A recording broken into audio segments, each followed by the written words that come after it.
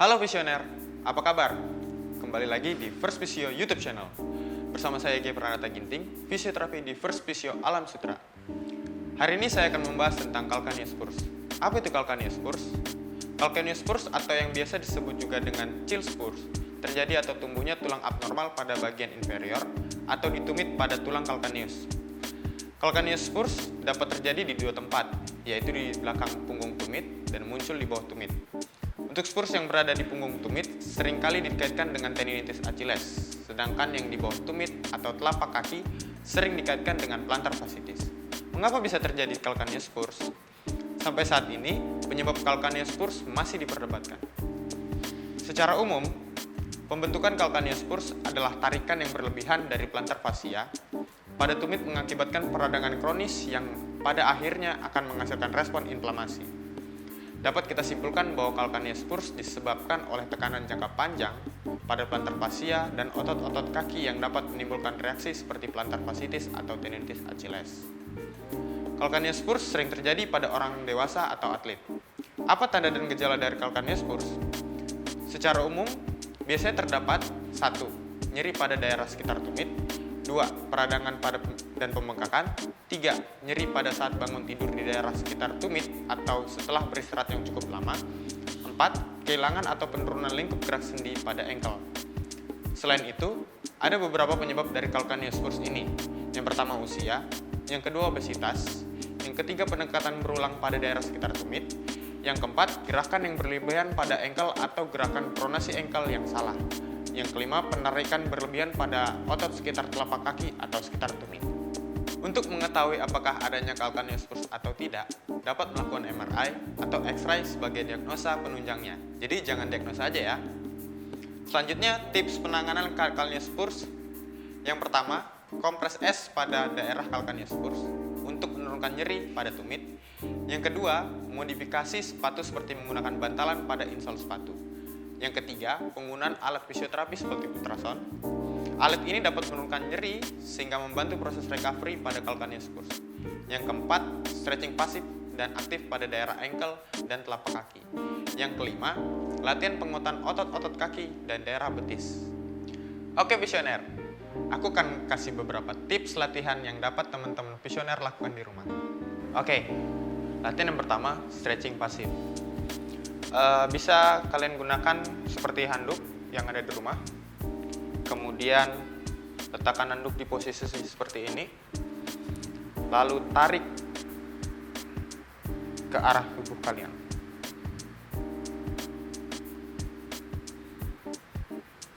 Oke, gerakan ini bisa dilakukan 10-15 kali repetisi dengan 3 set pengulangan.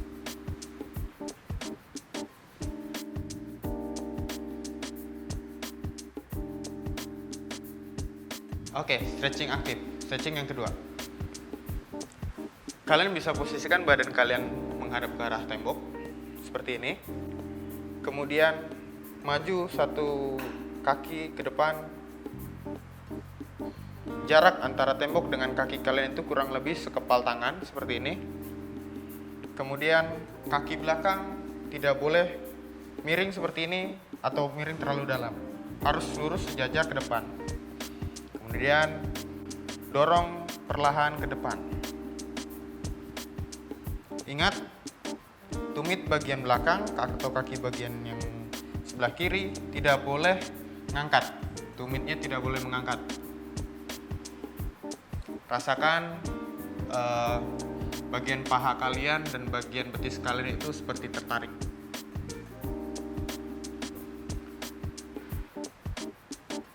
Gerakan ini bisa dilakukan 10-15 kali dengan 3 repetisi. Tips latihan yang ketiga adalah calf raise. Jadi, kalian bisa menggunakan tiang atau mungkin bisa pegangan di tembok juga. Posisikan kaki seperti ini. Kemudian jinjit. Turunnya secara perlahan. Jinjit, turun secara perlahan. Jinjit lagi, turun secara perlahan. Gerakan ini bisa dilakukan 10-20 kali pengulangan dan 3 set.